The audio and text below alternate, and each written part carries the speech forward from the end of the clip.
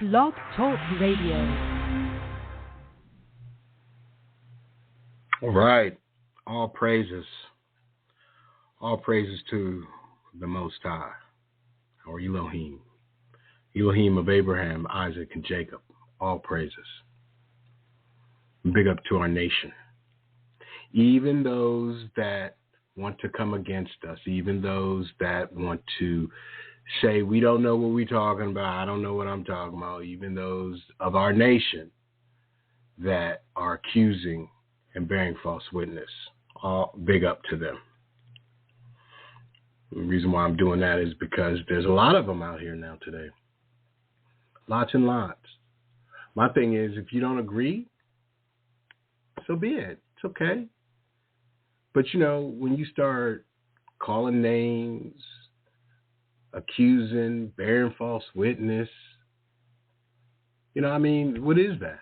I can just flip it around on you and just say, well, who are you? An evil demon? What are you? What are you, an agent? What are you? If there's something that you disagree with, then, reason it out. Come in the comments like a civilized individual, not like a heathen Gentile. If you don't believe in reincarnation, so be it. It's okay. It's not the end of the world. You don't have to hate. If you don't like, if you want to say Yah, so be it. It's not the end of the world. Why hate? Why come in the comment section talking craziness? If you think that I'm talking or we talking or people talk about white black supremacy, great. Why hate? At this stage, we ain't got time. And all of that means nothing to me. Nothing to me. Like, it has no bearing on anything that I will do, think, or act. So to me, it would make more sense that if you have something to say, that wherein you are not liking something that is said, be reasonable. Put it in the comment section. Bring some facts. I don't know everything. I don't proclaim to know everything. But what I do know is I study, and I get what I get. You get what you get. I know that I'm on here once a week giving information based on my studying. I know I've been doing this now for a long time, few years. Maybe two years on YouTube, but at least since 16 on Blog Talk. So this ain't my first rodeo. The Father hasn't given me, this. I ain't Paul who mysteriously, miraculously got some epiphany, and now now I'm an idol. No, I've been studying. So for all the naysayers, and I wanted to call you out, but let me just see if the Spirit says call them out. If I can find you again. One Xmas verse AI, whatever the heck. See, that's what I'm saying. These people don't even make no sense. They Shirley Raider or something, XDator, Shirley XDator, whatever. If you don't like something, just don't listen. If you want to comment, don't be an ass. If you don't like cursing, don't be an ass. Don't listen. Don't comment. Keep it moving. Thumb up, thumb down, keep it moving, whatever. It's not going to stop this. It's not going to make something change in the spirit because you don't like it. That's Gentilese. But that's just my airing out and cleaning because I was trying to respond to comments as I was doing some due diligence, and I came across these two, and I knew one, but then the last week somebody was like, "This is a white supremacist, not white. This is just another supremacist." Listen, first of all, if it is to be, let it be. If you feel that people like us are out here talking about we're supreme, so be it. Because at the end of the day, I'm not supreme to anybody, but yet I am more supreme in studying than most, because I do it. I have more awareness of a better grip of history because I've done that. That's my European American education scholarship. So, back up off. If you don't like the truth that we're bringing, go find your truth. Go do your own due diligence before coming over here talking madness. Now, that said, tonight I'm going to set the stage real quick. First, we want to talk about this brother. No, I don't say brother. This fella, this guy. What's his name? Shahid Bolson. And, Brother Big Judah has put this on his show for a couple times, but this is another one, and this is Liberating Americans from America. And in this one, he speaks about a great stupor. He said the people are in a great stupor. And he goes into a lot of things that has to be paid for. So this is another case for the Gentiles. Then I'm going to try to get into, I'm not going to try. We're going to get through this one, and then we're going to get into this history that was brought to my attention. I'll set the stage for it. Brother Sly and I were having a conversation, and he was trying to send me some information, and it was this other thing, and I was like, what is this? He was like, I didn't mean to send it. I was trying to send you this other bit of information. I was like, oh, okay. So he sent it to me, and I got home tonight, and I was doing some reading, getting involved in getting ready for this message. And I said, let me look at it. So I looked at it, and lo and behold, it is the smoking gun of the native, those pretendians. But let's start with this first. Let's see. I wonder. I don't know if it can hear it that way through there. So we're going to try it this way first. I'll do it on my phone to make sure my phone is charged. Charging. But I'm excited for this other piece. But I want to talk about this first, because this dude he's spot on. Let's see.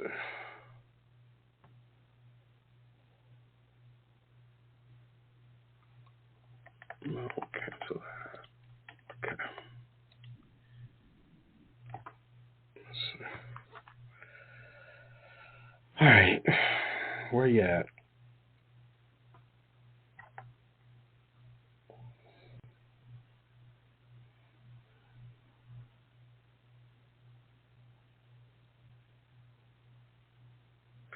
Hope everyone had a good day, great day, grand rising, grand evening. Here we go. Really need to stop thinking of themselves as Americans. Honestly, this is a mental trap. It's a trick, actually, to make you feel invested in a system that does not invest in you. If you're a part of a so-called minority community, especially, then you only think of yourselves that way because you're an American, or you think of yourself as an American. So you're a minority in American society, but it's a lie if you look at the bigger picture. Obviously, you're not minorities. You're members of the global majority who happen to live in the United States. He want to put us with themselves, global majority, but we are the majority. You're a diaspora community from the global majority. The majority in that country is a global minority. But as long as you think of yourselves as American, well, you will think of yourselves as a minority because you've believed in this society, in this system. You have invested in it, and you believe yourself to be a part of the very society that tells you you don't belong in that society. You see? That's that Eurocentric worldview. And that's why now we are saying we are not American. We are Israelites. We are the original people, the indigenous. That's what the rub is right now with the Daves of the world, with the sisters of the world, the Cali woman of the world, all these people, the Christians of the world, the pretendians of the world. Everyone's got a rub now. They're feeling some sort of way because we are saying we are not American. We are indigenous. And the whole world is going to have to pay for what they've done to our ancestors. Justice will be had. So this is what the rub is. And this fella tries to bring forth a balance of it, but he brings forth a balance to the awareness, but he doesn't go far enough to bring forth the wisdom for our people, the justice for our people. It would be like inmates in a prison thinking that they're actually part of the staff of the prison administration. Like you aren't incarcerated and abused in that jail, you just work there. Except that the other people who call themselves prison staff get to go home after their shifts while you just get to stay there. You have to stay there in your cell. But you pretend, you imagine that there's some equality between you and the prison guard, between you and the prison staff. And see, that's not us. That's them. That's the European Americans. That's who he's talking about. That's who he's referring to there. He's not talking about us. Because we already know that all changed in 2019 when we realized who we were. That's what it's like if you're a so-called minority in America. Mm-hmm. You're a prisoner who thinks that he's a guard. And the minority in America is the minority in America, which is not the majority, as we know. But the minority is the European American. But the guards will never hesitate to remind you which one of you has the baton. Which one of you has the club? Which one of you has the rights? And which one of you has freedom? But even then, you seem to think that the prison works just like seniority at a company or something. As if, as a prisoner, the longer you serve, eventually you'll get to be the warden. That's how delusional you are. Doesn't work like that. No, you're not an American, and you're not a minority. You're a member of the global majority who just happens to be in the United States. And I'm telling you, this applies whether your so-called minority status is based on race or color or ethnicity, or if it's based on religion, or even if it's based on your economic status, because most of the people on earth are not white, they're not Christian, and they're not rich. So you need to think of yourselves as part of the rest of the people in the world who look like you, who believe like you, and who struggle financially like you. Those are... And that's what we're doing. We've closed ranks on the world. We've made our circles smaller than the world. And the world now, like this guy, is trying to come to the assistance of us without really assisting us. Your compatriots, your comrades, your brothers and sisters, that's your nation. If you think of yourselves in any other kind of way, then this is just a tactic for reducing you and cutting you off from the power that comes from numbers. No, cutting us off from our heritage, our power, the source. Not that comes from numbers. That's not what we're trying to do, but that's what they're trying to do. You know how foolish it sounds to anyone else, anyone who looks at the totality of the world when you say something like Asian minorities, black and brown minorities. Well, it's absurd. Over 85% of the population on the planet is either Asian or African or Latin American. You think that you're a blade of grass in the desert, but the desert... And we're going to talk about that Latin American madness, because that is not the case. It's just a little tiny sandbox in the middle of a field of grass. So don't think of yourselves as minorities in America. Think of yourselves as representing the global majority that encircles that country. Mm-hmm. So if you can readjust your thinking along these lines, then you might also better understand that as a part of the international majority, you're supposed to redress your grievances to international bodies for justice.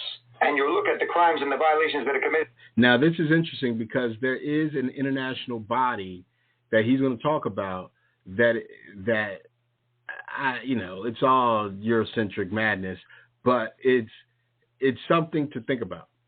Against you in that country as breaches of international law, which they are. The same way that there are crimes and violations of international law when that country does the same things overseas, when America does things overseas. because your rights are profoundly violated in that country. And the worst part about it is that the indoctrination system has normalized it for you and has made you think that your only recourse when your rights are violated is to go to the ones who are committing the violations. And that's what has changed. We're done going to the overseer, going to the heathen, going to the Gentiles, going to the liars, going to the demons, going to Kamala, going to Trump, going to the AKA, YT man.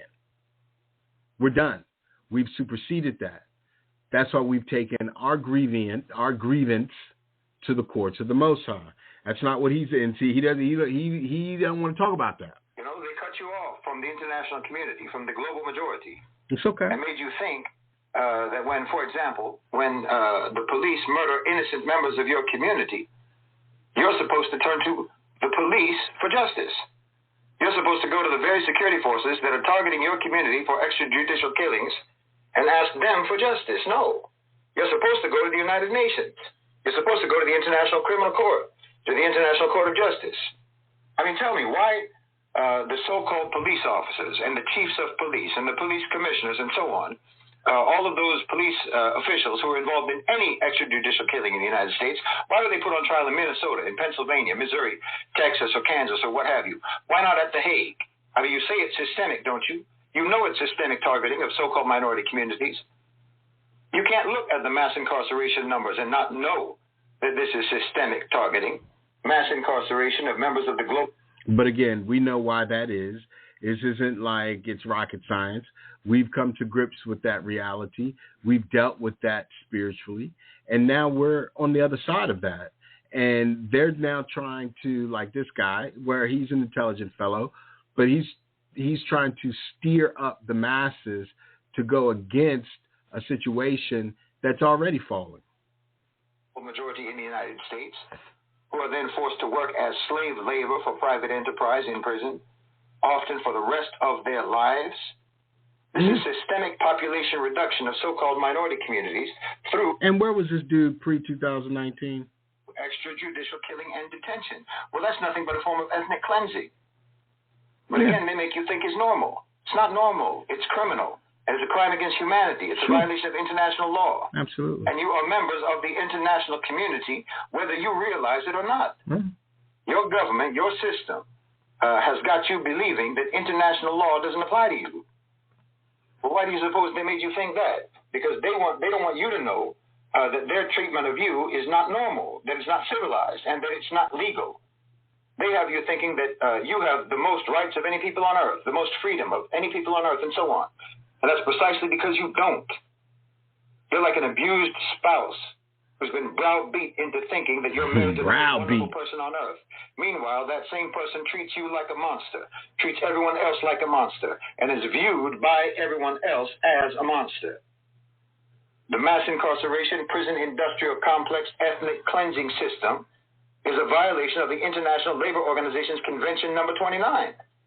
The International Convention on the Elimination of All Forms of Racial Discrimination. I mean, it's all nice to hear and fluff and everything, but where were you all when all that was going on back in the 90s? Where were you all, this International Article 29, where were you all when civil rights, when they were lynching us, when they were eating us, when they were treating us like 3/5 of a human, when they were creating laws against us? It's easy for him to say now, and that's why I'm playing this. It's easy for these people to come now and say, oh, yeah, it's terrible. These people are terrible. All they're doing is beating down the European American to try to separate themselves from exactly what they were all complicit in doing in the first place. And, of course, it's a violation of the Universal Declaration of Human Rights. This is nothing short of modern-day slavery. And it's a shame that you don't even know that there are laws higher than the laws of your city, your state, and your federal government that exist to protect you. That's right.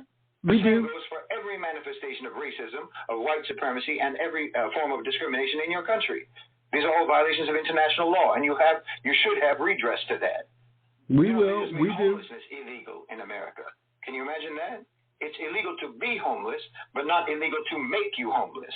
Right. Criminalizing being poor when you are made poor by a criminal system. You're not allowed to not have enough money to pay for your own survival, but they're allowed to make your survival too expensive to pay for.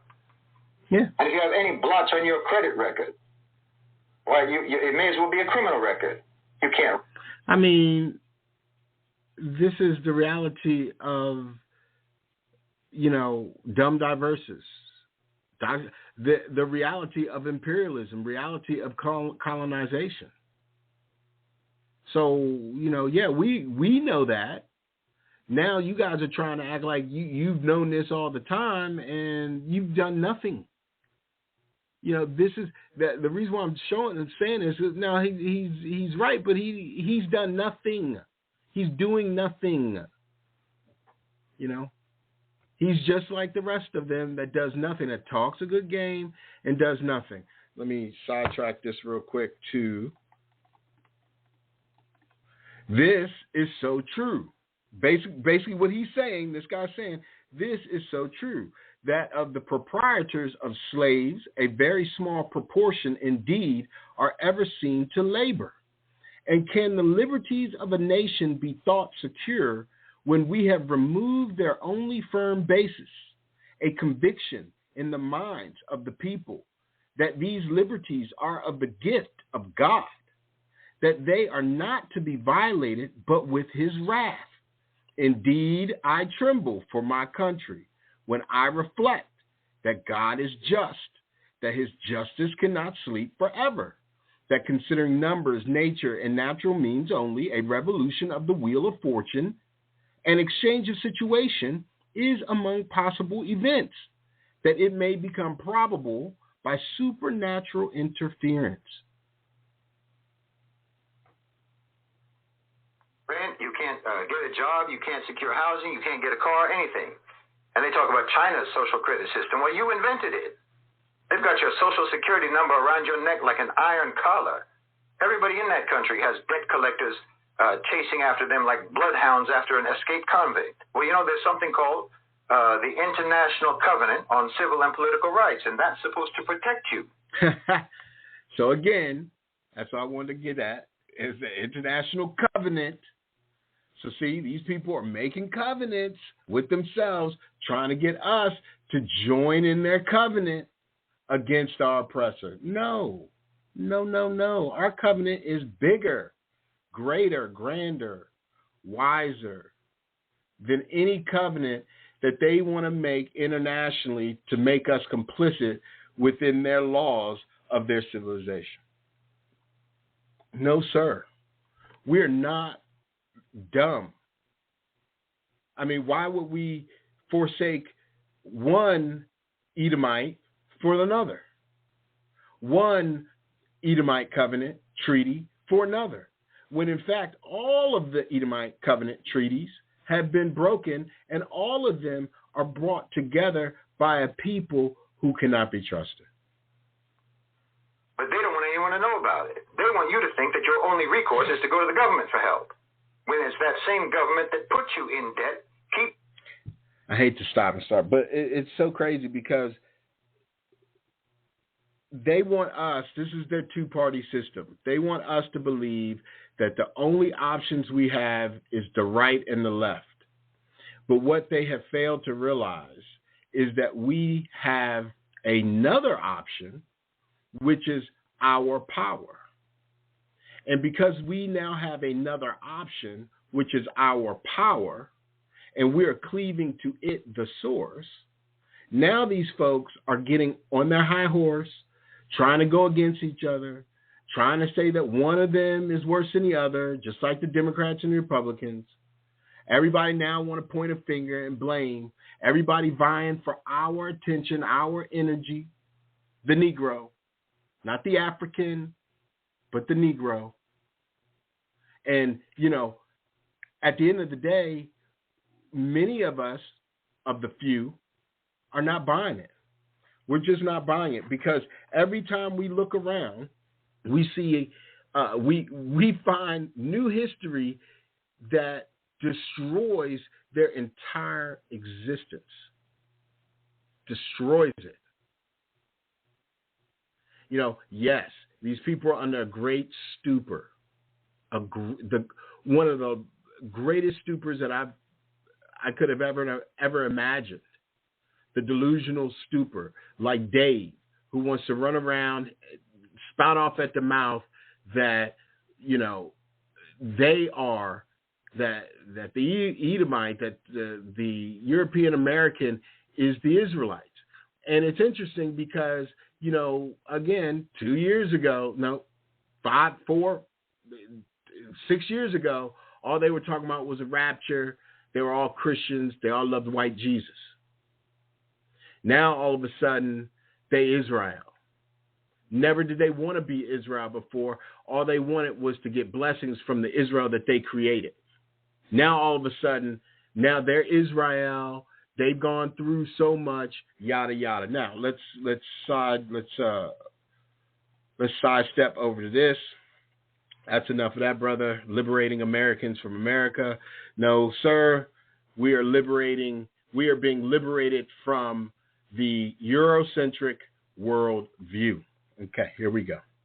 So I've been checking on AI, making sure AI, the Eurocentric AI is okay, and he's doing okay. So I asked the Eurocentric AI some questions, and the Eurocentric AI question that I asked was, when did the Inquisition take place in Europe? Okay, now it says the Inquisition took place in Europe from the 12th century, and they always try to bamboozle you with these centuries as opposed to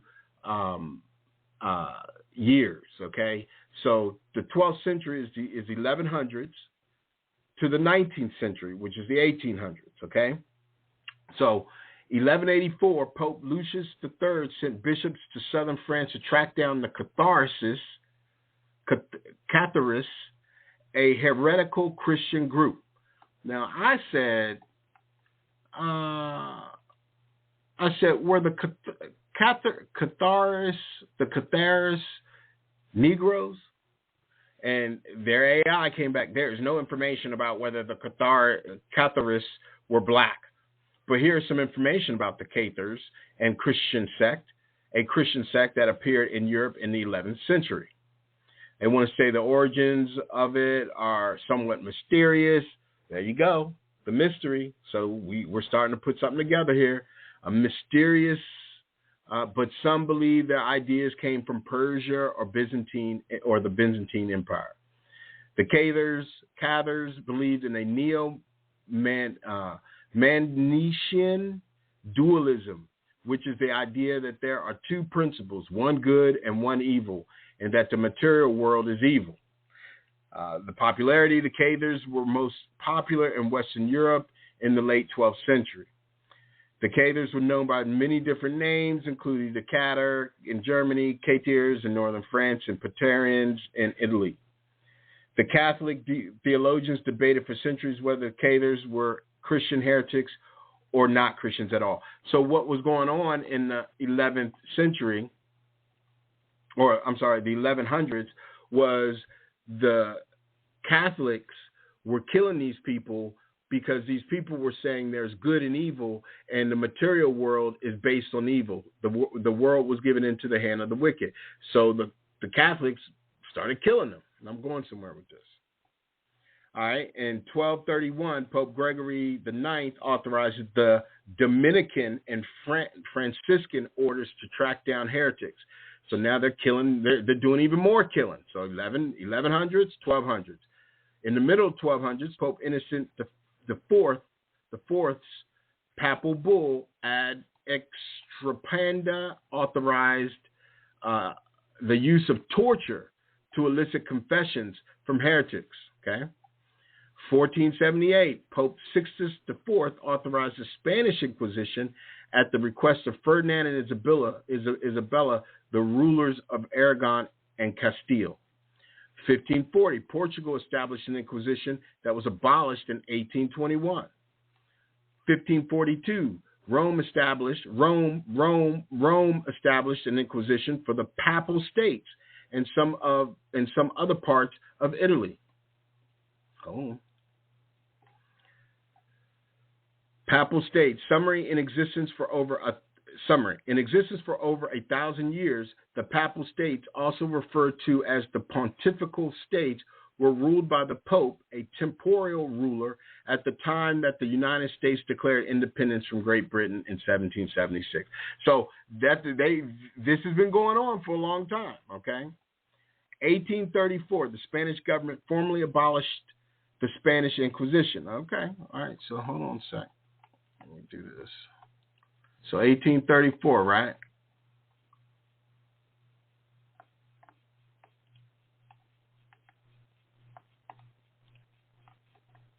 There we go.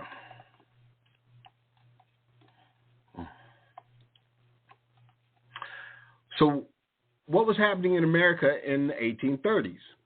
So 1834, right? Was it 1834? 1834, the Spanish government formally abolished the Spanish Inquisition.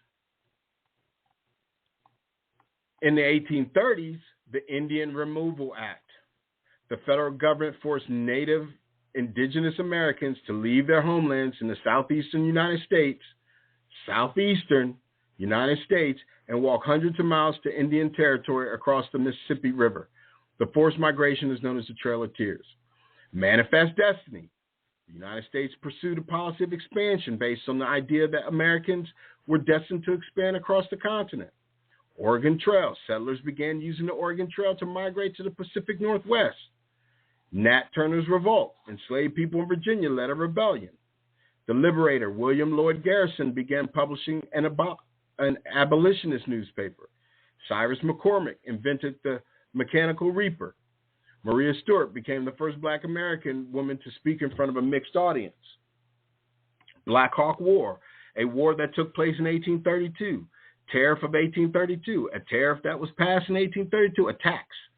Ordinance of Nullification, South Carolina passed an ordinance to void the Tariff Act of 1828 and 1832.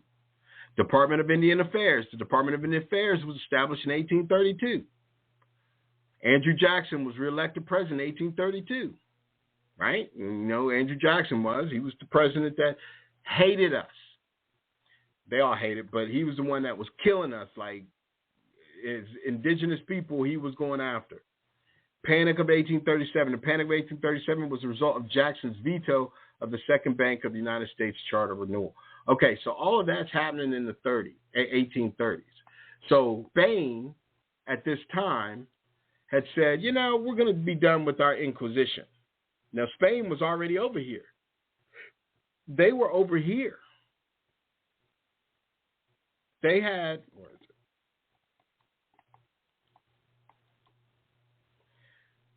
is it? Spain colonized. So in the 1830s, when they ended the Inquisition, Spain had colonized Mexico, Central and South America, the Caribbean, Florida, California, and other parts of the United States, Asia. Spain colonized Indonesia, Brunei, parts of China and Japan, much of India, parts of Iran and Oman, the Philippine Islands, remember that, the Philippine Islands, and Ceylon, now Sri Lanka. And Africa, Spain colonized Mozambique, Tunisia, Morocco, Angola, Somalia, Guinea, and other regions. And in Europe, Spain also colonized territories in Europe.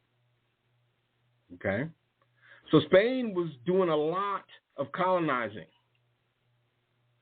So when they turn around in 1834 and say, oh, well, you know what, we're going to abolish the Spanish Inquisition, well, they've already inquisitioned for so long. Now, why am I even saying that? Okay, so Brother Sly had given me, he was sending me this information, and he had sent me something else, wasn't actually what he wanted to send, but then he sent it to me. And so I went in and found an excerpt from it. Now, this is Asian slaves. Listen to this. Asian slaves in colonial Mexico, from Chinos to Indians, by Tatiana Sejas, New York, Cambridge University Press, 2014, 300 pages, okay? Now, I'm going to read this little excerpt of this because I found this fascinating, and we are always historical first, okay? Whereas that's got to be our evidence for the spiritual, because most people don't even believe in the spiritual, so they need evidence. So what's the evidence? The history, okay? So we all know about their supposed African slave trade, okay? We know all about that. But what we don't really, and what they don't really talk about, is their Pacific slave trade, okay? Now this is massive, because as we go toe to toe with these people, especially these pretendians who we're saying you're from Asia, this is how the spirit be working.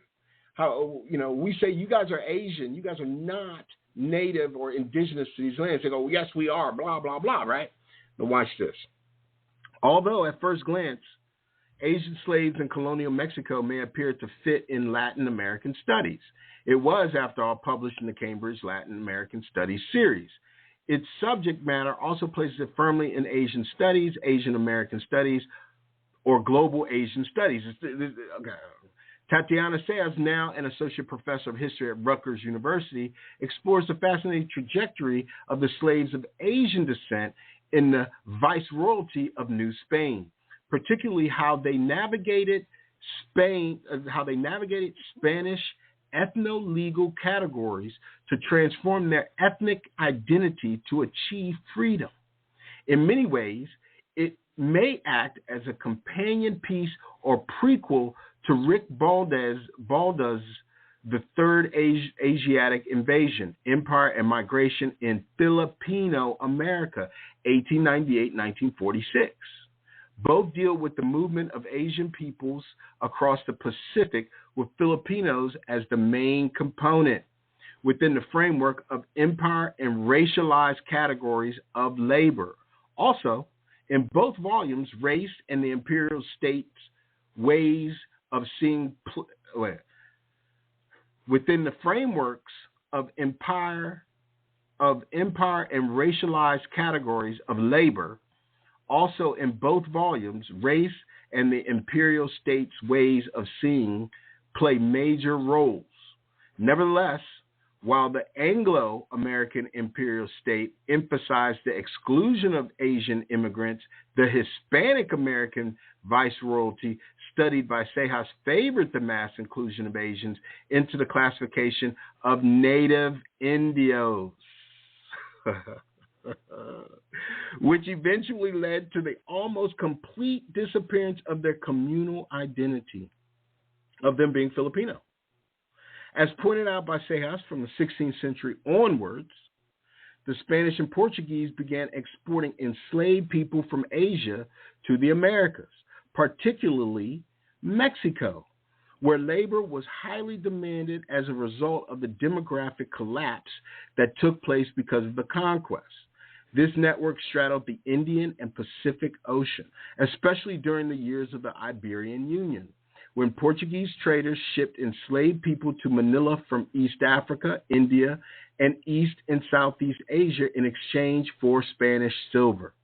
The Spanish themselves bought enslaved individuals from the already slave-owning colonized local elites, or captured them during warfare or slave raids from the unconquered Muslim sultanates of the southern reaches of the archipelago.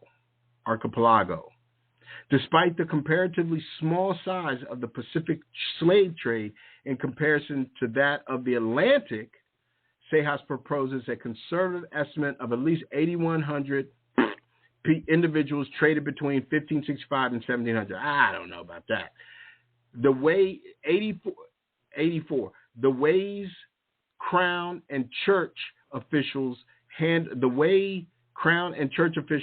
these individuals and their efforts to seek freedom illustrate the important mechanisms exercised by the Spanish Empire, as well as how slavery became increasingly racialized exclusively towards those of African origin, those Negroes, okay? So the most fascinating aspect of Sejas' book is her discussion of the categories used by the Spaniards for Asians. Now, here we go. and how they eventually manipulated them to attain freedom. Filipinos were the key element in this transformation, technically a free vassal of the Spanish crown. Filipino natives should have been classified as Indios, much like the indigenous inhabitants of Mexico or Peru. Read that again. Filipinos were the key element in the transformation. Now, what's this transformation? What's this transformation? Technically, as free vassals of the Spanish crown, now these people were free to roam, free to do whatever they wanted to do. Filipino natives should have been classified as Indios, much like the indigenous inhabitants of Mexico or Peru, who enjoyed protection from slavery.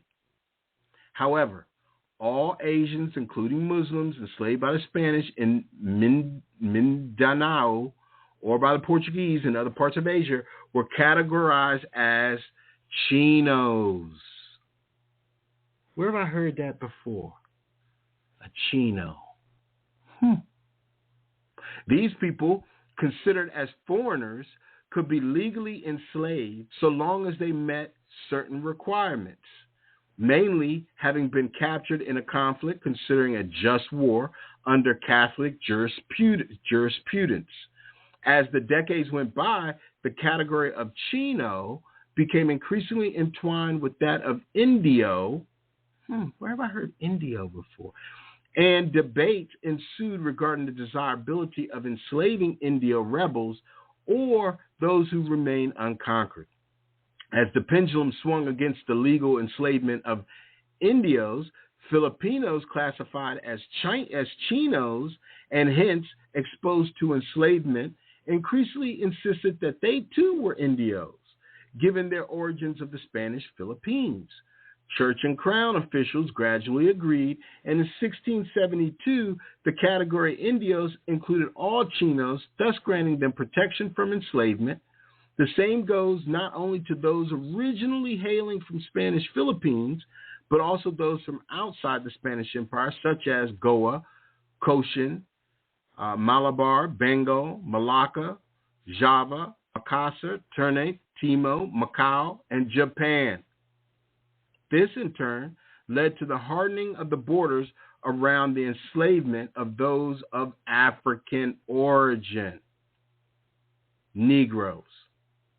Unlike Chinos, they were never granted the same benefit that the Indio enjoyed, even if they attained freedom via manumission, self-purchase, lawsuits, etc., and paid tribute. Indios, because of their lighter skin color and Spanish perceptions of their weaker frames compared to Africans, Negroes, led them to be employed in urban or domestic occupations that made manumission, self-purchase, or resort to the courts more readily available.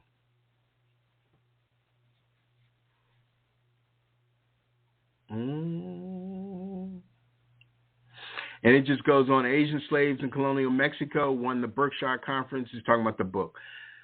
So if we take a step back and really understand what's going on, the Spanish who colonized the Philippines brought the Filipinos to Mexico, pushed the Negro indigenous so-called Mexicans, because they wasn't Mexicans at that time, Aztecs, right, and Incas, because they're talking about Peru, into perpetual slavery.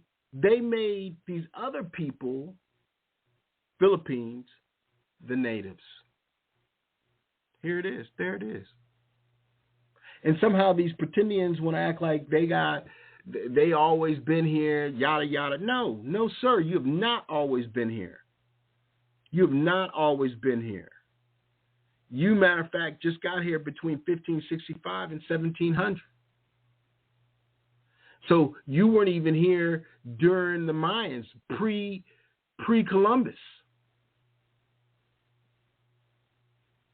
You know, this is these cases that we're starting to build. This is why it's very important that we recognize our spirituality and understand it for what it is so that we can discern through the muck and lies of the heathen Gentiles.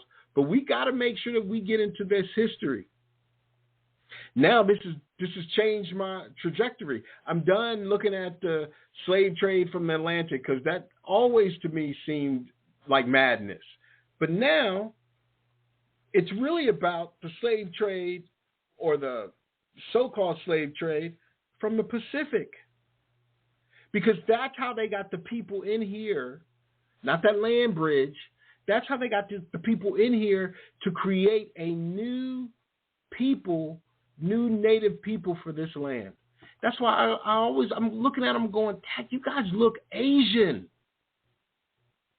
Nah, we're indigenous, we're Native American. But you look Asian. Now it makes sense. They're Filipino. My cousin, I got a second cousin. My first cousin, he's passed on now, but he went to the Philippines. He was very tech savvy. He went to the Philippines, met a young lady there. She's since passed on too, but they had a kid, and that brother looks like us. So when you take a Filipino with a Negro, you get Negro. Through and through. So that's why they separated us. That's why they separated us. That's why this whole thing is coming to a head. You got the Muslim fella Shalabayan, what's his name? Shahid. You got Shahid going against his people, talking about we need to bring it to the international courts. We got the history books telling us to bring it to the fathers' courts. This whole thing is coming to a massive crescendo. Like, is it me, or I keep feeling like the drum roll is rolling right now. I keep seeing that come the fourth quarter, which we're about to get into. All hell's about to break loose. 2025, 2026 is going to be a tough year for a lot of people. And I don't mean that just on the material side. I mean that from a spiritual side. People are going to recognize they are not who they think they are. And, people go, well, there's no reincarnation. Okay. Well, at the end of the day, I kind of beg to differ, because what does bringing things back to remembrance mean? Somehow we got to remember. Somehow that has to be brought back into our memory, into our psyche, into our spirit. Now, the Father can do what he wants, I'm sure. But I'm just taking it as is. And now that I'm just using me, now that I'm starting to remember things based on my reading and my studying, and I'm starting to remember these things as they play out, I can actually say that I was there. I can actually say, somehow something happened, because these things, this puzzle is coming together. Quite nice puzzle piece in Africa. They're still trying to find the whole puzzle in Africa. They're still trying to find the whole puzzle in the Middle East, the whole puzzle in Europe, the whole puzzle in the three parts. But for those of us that are finding the puzzle all over in its totality,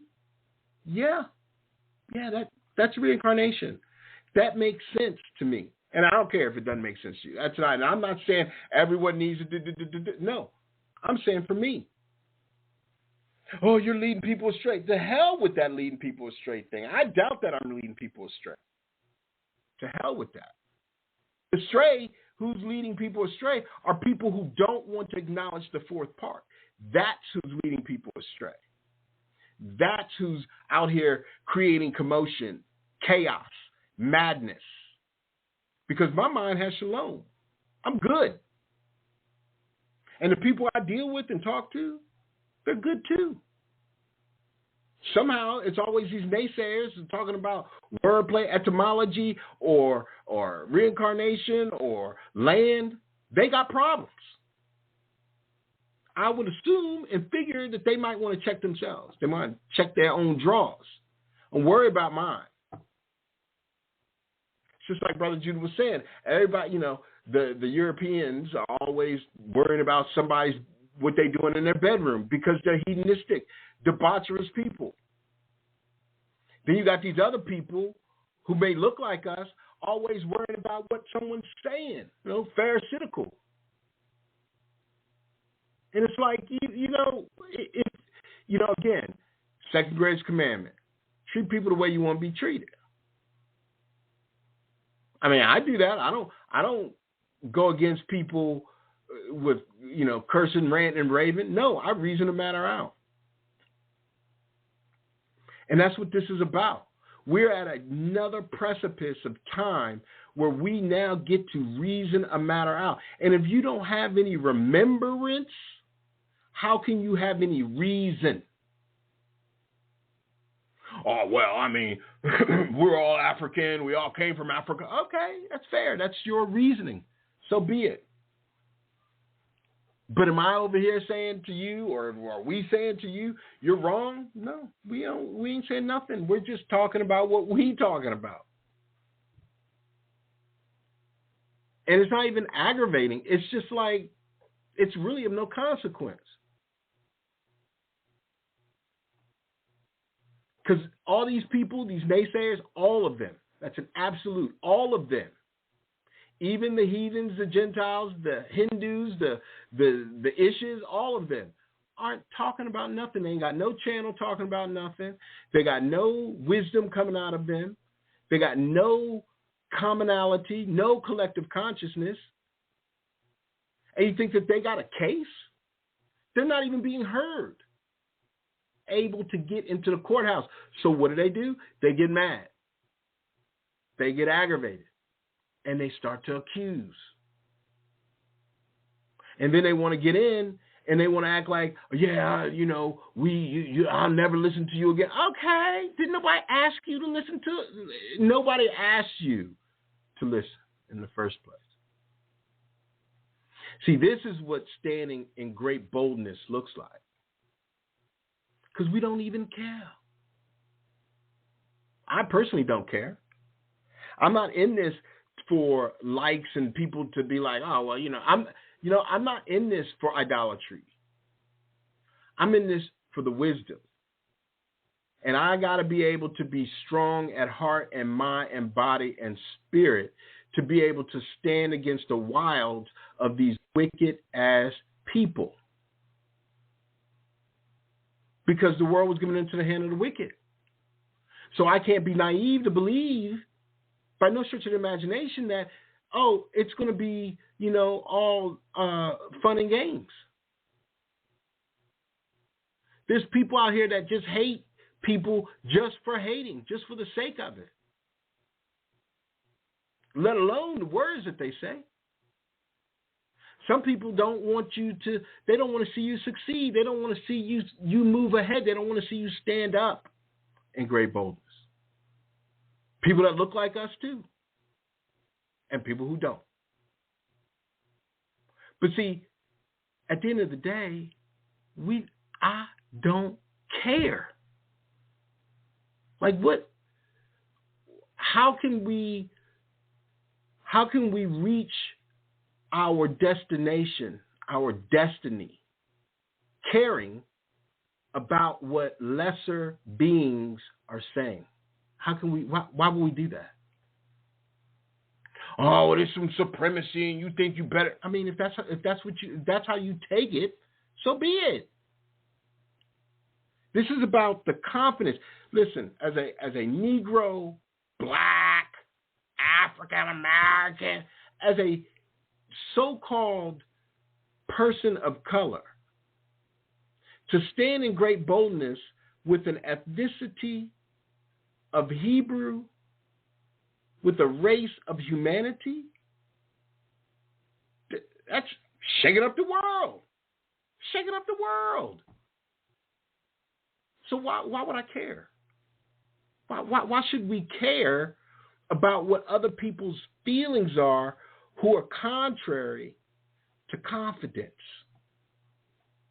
Oh, man, you shouldn't be talking about reincarnation because reincarnation is of the devil. That's evil. You know, but the whole time that person probably eating pork. You know, that person probably holds evil spirits with him against another, has an agenda. Yah is the name, and Yah should be you leading this, that, and the third. Well, that person probably has a lot of covetousness in their heart.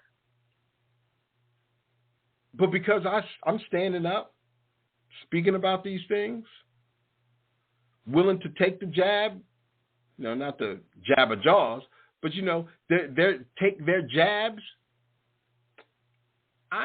it's no consequence. This is the strength and the patience for the justice of the saints. I'm not playing this silly kid game with these people. We do this for the Father's will, so it will be done. We got to fight against the European Daves. We got to fight against the pretendians. We got to fight against the Africans. We got to fight against the wannabe Africans. We got to fight against our brother, our sister, our mother, our father. And we know this because variance comes. But don't think for a minute that that's going to deter anyone. Because we're not doing it for that. Because it's funny, people get on, they think that their little, paragraph long dissertation, small dissertation that they crafted in the dark against somebody is going to work nowadays. No, this is our turn. This is our time. Jacob's time. We get to be still. We get to be healed. We get to be quiet. We get to be, that's the beauty of what's happening now. And all I'm doing now is bringing forth an energy of confidence. We need this. It don't mean you got to go out there, be arrogant, conceited, ignorant. No. It just means you got to be able to stand on and with the will of the Father. That's it. That's all this is about. And then, learning more now about the Pacific slave trade, that's another connection to the dots. So nobody want to talk about that. They don't want to talk about that and the domino effect that had with our people as well. One ocean, the Atlantic, they were coming in, taking our lands, moving people from land to land, not no direct route, and not all African. And they were bringing in people as they were doing that, moving us off of our lands. They were moving people in our lands to say they us on the Pacific. How crafty of a counsel is that? And that's what I'm saying. People can get upset. Oh, I don't believe you. And I don't care. That's why this is a beautiful time for us. A beautiful time to where nobody can come against us, even when they try. Even when they try. There's going to be a lot of problems with these people when they try. Let's see. Where am I at?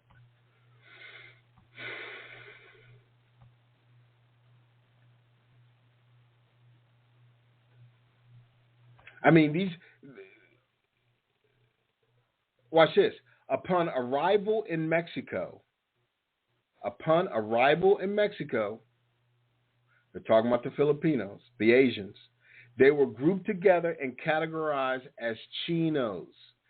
In time, Chinos came to be treated under the law as Indians, the term for all native people of Spain's colonies, and became indigenous vassals of the Spanish crown after 1672.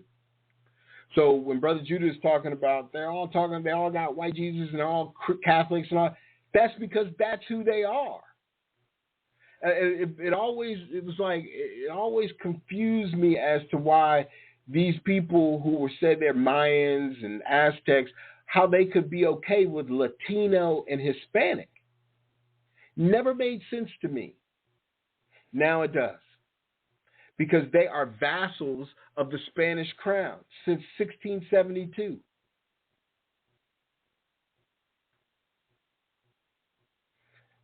Chinos came to be treated under the law as Indians, the term for all native people of Spain's colonies. So, no, you niggas can't be you niggas can't be Indians. You niggas got to be anything but. We'll just call you bywords. You guys can't be a tribe. We got to take away the connection of tribe from you all, because an Indian denotes tribe, and indigenous denotes tribe. So we got to take you guys away. We need to say, okay, you guys are not Indian nor indigenous. You guys are what? All African. Oh, well, Africa's got nations. That's right. They ain't got no tribes. But Africa does got tribes. No, they don't. If you ask an African, which I've done here recently, what tribe are you from? Oh, well, I'm a Nigerian. I'm a Nigerian and Ghanaian mix. That's what he said. Ain't no tribe in that. Those are nations. Because Africa's a continent. Africa has nations in it. Not tribes. Oh, but there's tribes in Africa. Sure, there's some, but not to the extent that it was here in South, Central, North America. Nowhere near. Oh, well, you don't know what you're talking about, and it's all about Africa. Some woman asked me, and it was a decent conversation. Some woman, because I said, the oldest pyramids are not just in Africa. She was like, oh, it's the Dozier pyramids in Africa. I said, well, it's the Corral pyramids in South America rival the Dozier pyramids in Africa for the oldest pyramid. Okay, now the Dozier pyramid is like a step pyramid that they want to say nobody knew about, nobody knows. No, whatever. Okay, I mean, but the Corral pyramids in South America, again, they don't know nothing about it. They don't know who did it, but they gone to the moon. You know what I'm saying?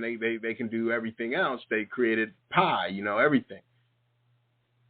So the reality is that when you start looking into the oldest, if people realize that America has some of the oldest megaliths, then that also brings it into focus of one of the first, if not the first, which then does away with the Afro-Eurocentric worldview that everything began and ended in the three parts.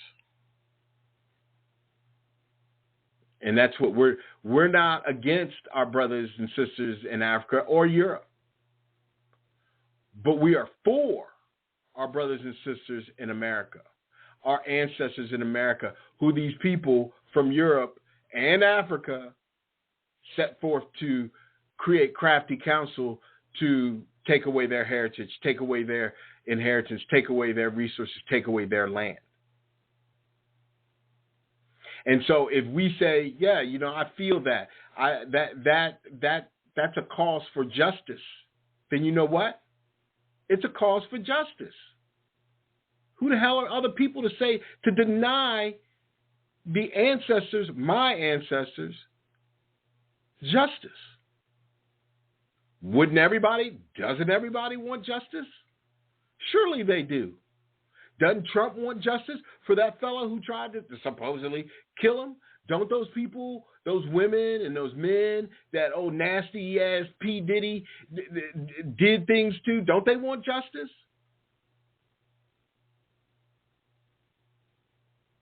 I mean, so why can't my ancestors here in the Americas want justice?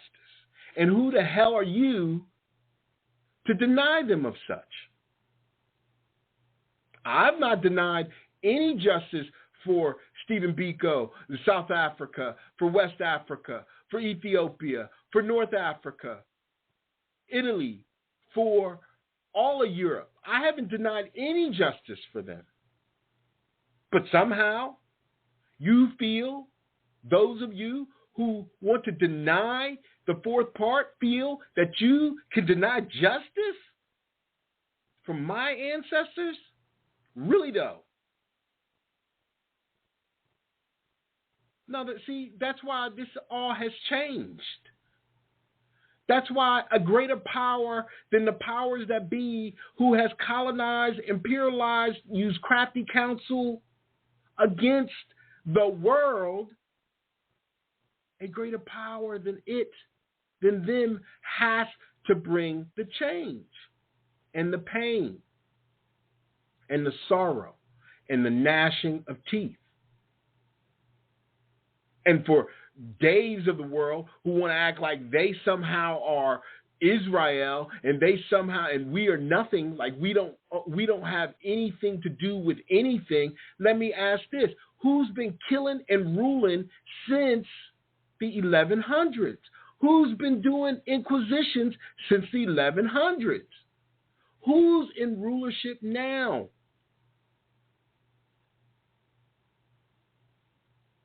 Jacob gets rulership next. So if you're Israel, Daves, how are you ruling now?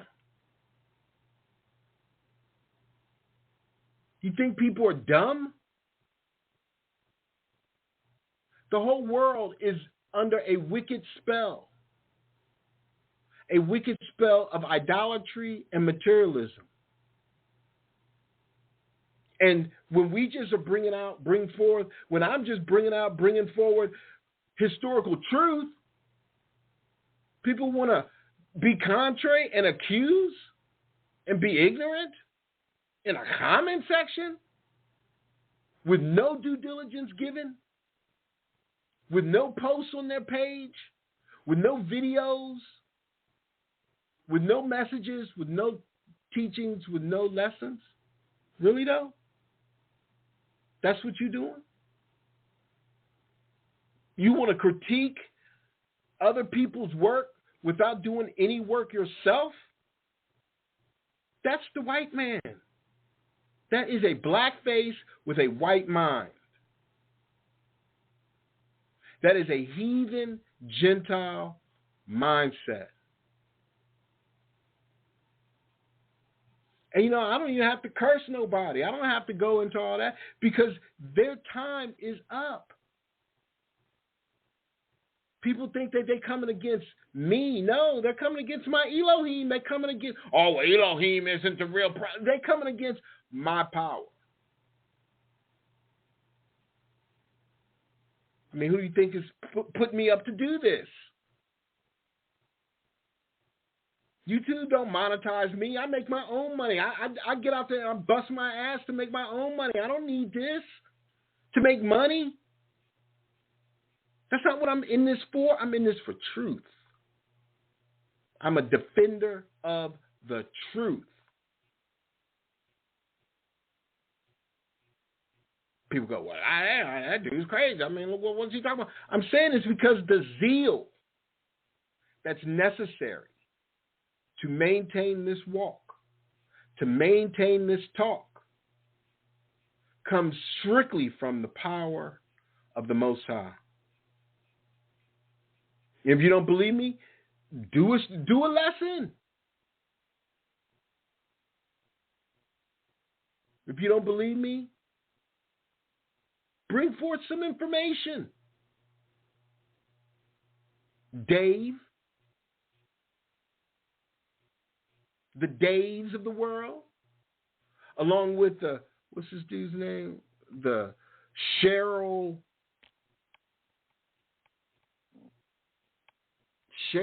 X-Dater, and what's this other dude's name? One Eximus verse AI. You know, I mean, come on. One Eximus verse. Nothing. This channel doesn't have any content. Any content. Just joined 2021. Fool. Who do you think you're dealing with? Let me see what X8er has.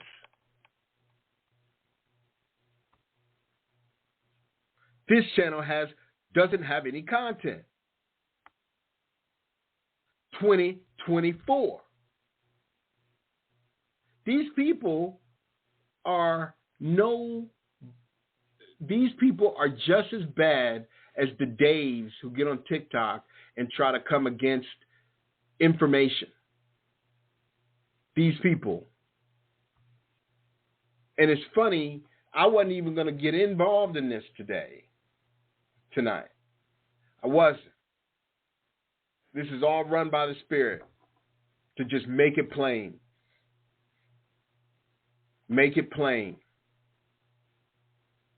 People get on Judah's post. Nobody's going to these heathens. Nobody's going to these Christians. Nobody's going to these camps. Nobody's going to these sideways people who say they are but are not. Nobody's going to these people who are Christian Hebrews and getting on their posts, getting on their comments, getting on their channels and telling them that they wrong. No, nobody is doing that. Nobody. So because nobody's doing that, what do? They get up and they come interject themselves into the truth. So we've got to stop doing what we're doing for a second, and we got to go toe-to-toe and knock them out. Oh, Shirley A. Exter, she ain't been seen since 3 weeks ago. Came on, said some madness, some nonsense, tried to steer it up, and ain't been seen since. Didn't even reply. The other fella, he 3 weeks ago as well, calling me a liar. I'm like, see, this is the madness of these people who have lost their way. Who have lost their way. And there's other brothers out there who you can't even talk to in regard to any other information regarding the Atlantic slave trade. You can't even talk to them about it because if you say anything about an alternative route that was taken, they lose their shit because they want everything to fit in Africa in the 3 parts.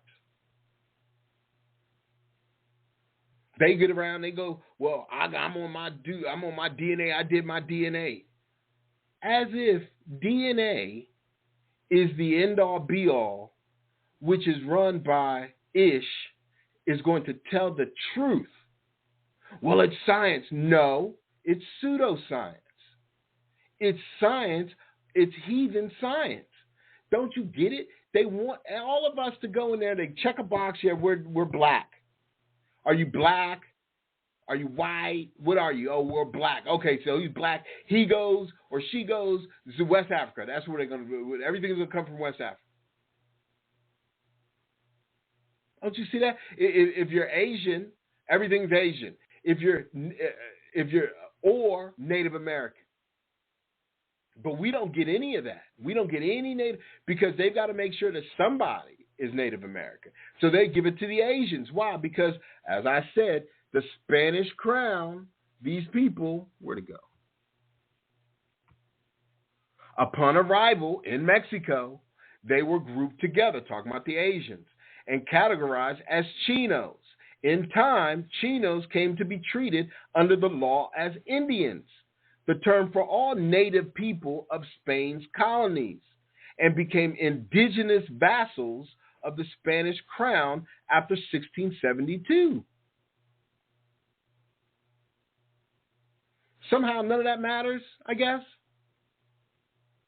So yeah, when they say, yeah, I'm Native American. Oh, well, shoot, you're definitely Native American. I'm Mexican. Oh, you can be Mexican or Asian. You've got some Asian in you. Why? Because of the Philippines, because of the colonization in the Pacific. They brought them here as they moved us out. Moved us to Seminole and Choctaw country, Mississippi, and or rather the 10 corridor, if you know anything about travel around the U.S., the I-10 corridor. That's who all of us. Florida, Georgia, Alabama, Mississippi, Louisiana, and Texas. That's all us. But people worrying about, you got, you're talking about reincarnation. Or people talking about, well, you're talking the word, the Yah. But nobody's dealing with the actual facts of historical documentation. Oh, no, we're all African. Well, you might be African. Okay. You might have taken some DNA test that they said you were African and you believed it. So be it. That's not my problem. I don't care if you're African or not. I got plenty of African friends. I play ball. I play soccer. I'm dealing with Africans. So I'm good. And they good. They know that we ain't it. That's what I'm saying. I'm having conversations with them. They know that the people I deal with from Africa know that we are not African. That's why I'm emphatic about it. Just these other chickenhead Negroes who don't deal with Africans, who have some mythical thought process, some fantastic fantasy of how it was, Mansa Musa, Timbuktu. I mean, we have Aztecs, we have Incas, we've got Machu Picchu, we've got all types of archaeological greatness in America. If you take that same passion you have for coveting somebody else's land and put it to your own land, you might find that you got something going on here. But they won't. And they be mad at me for saying these things. And to be honest, I don't even know why I'm even going in on them. Again, this is not my intent. It was not my intent earlier when I was doing my due diligence, my studies. But this is just the way it went. Because the Spirit's saying, tell them about themselves. Because everybody want to be you, but they don't want to deal with your pain. They'd rather look to Africa than look here and deal with the pain of their ancestors. Oh, well, my ancestors were all African. That's disrespect. Oh, everybody, granny said that they were Indian. Well, then you don't believe them? Now you don't even believe your own blood? What kind of asininity is that? You'd rather believe the white man, Ishman's science over the mouth and blood that has told you who you are? Your own people? Really though? That's what you do. That's what you're bringing to the table. You're bringing a situation where you would believe someone else than your own people. If that's not the Maccabees, I don't know what is. But that's just a rant and a roll, because there's a lot of things going on, a lot of energy out here. And we got to be best positioned to be able to utilize that energy. And we got to utilize it in confidence and boldness. Ours. That is in our being, in who we are. Nothing is going to take that from us. Nothing is going to take that from us. Nothing.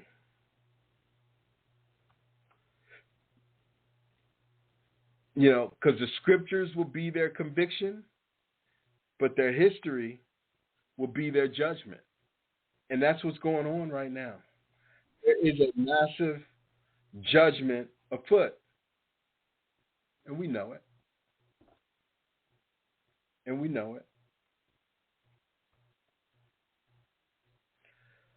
But that's enough of that. Here at the end, all I want to make sure that people understand is, well, first of all, I did the full, I've never done that before. I've done the full quote of Thomas Jefferson, I tremble for my people. All right. That's a huge first part of that. We got to understand that Spain colonized a lot of places, including Asia. Okay. And they did that for a reason, because they knew what they were, the crafty council, they knew what they were trying to do to take this land.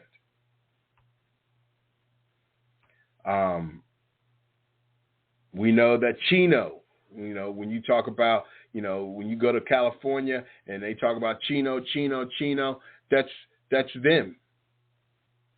That's even in Florida, Chino, what are they? Cuban. Okay? And so you got Filipino and Cuban, and it's all the same people that were brought here by Spain to take over our land. Okay? The book or the excerpt I was reading from is The Asian Slaves in Colonial Mexico, From Chinos to Indians. From Chinos to Indians. Asian slaves. And again, they were not chattel slaves. They were not considered 3/5 of a human slaves. These were just, and that slave word is a throw off, because they were able to get their freedom. Matter of fact, they were exonerated from ever being a slave, and they were given the land. Okay, so the book again, Asian Slaves in Colonial Mexico, From Chinos to Indians. Fascinating. And you can buy the book for like $30 right now. I'm sure it'll go up in a bit, because it's going to expose a lot of stuff. 1830, Spain decides that they're going to come out of their act of inquisitioning. Okay, and then you had the Indian Removal Act, you had the Negro Removal Act in the 1830s. You had Manifest Destiny, Oregon Trail. There's no coincidence that Spain stopped. No, Spain was part of the major colonists here in America and in Mexico. There's no coincidence that they just stopped with their torture, because they changed focus from killing and torturing to hiding and creating a fictitious world where these Filipinos will come into Mexico and say that they are the indigenous people. And I got nothing against the Filipinos, nothing against any of them. I just want the truth to be told. Because when the truth is told, I know who I am. They know already. I know already. But the world's got to know, and there's got to be justice paid.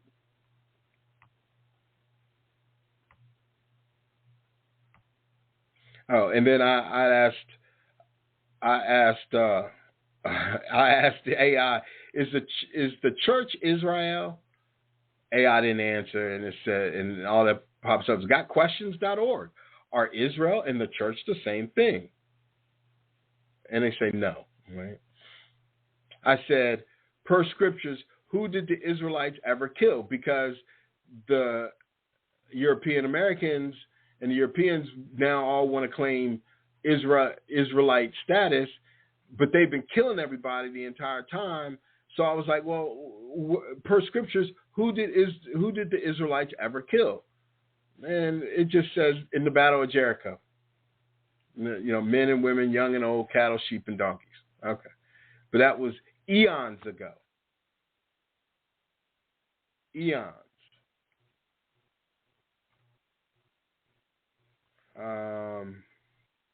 And Papal States. So, sorry about the ranting. We'll get back at more scriptures next week. Bring forth more information. Yet at the same time, I'm very happy to have been able to bring this information out and, be part of your time to listen if you choose so. All praises to the Most High, our Elohim. All praises. Blessings bestowed upon Israel, curses to the other nations. All praises. Shalom. Hear that sizzle? That's the wood-fired grill at Firebirds. Experience it for yourself. Hand-cut steaks, seafood, and more. Or try a chef-inspired creation from our scratch kitchen. But don't just come hungry to Firebirds. Join us for a signature cocktail, craft beer, or the perfect wine in our Fire Bar for happy hour. Open 11 a.m. daily for lunch and dinner, or brunch on the weekends. Wood-fire flavor you can believe in at Firebirds Wood-Fired Grill. Now open in Fort Mill at 2147 West Highway 160 near Earth Fair. Are you an alpha booker? You know, the one who plans the big trips for your family. It's not an easy task, but it just got a whole lot easier. Evermore Orlando Resort is a new kind of vacation destination uniquely designed to make your Orlando trips easier than ever. Evermore offers the comforts of a home with the perks of a hotel, plus dining, golfing, and a 20-acre beach paradise. Perfect for family fun. And it's all right next to Walt Disney World. Book your stay today at evermoreresorts.com.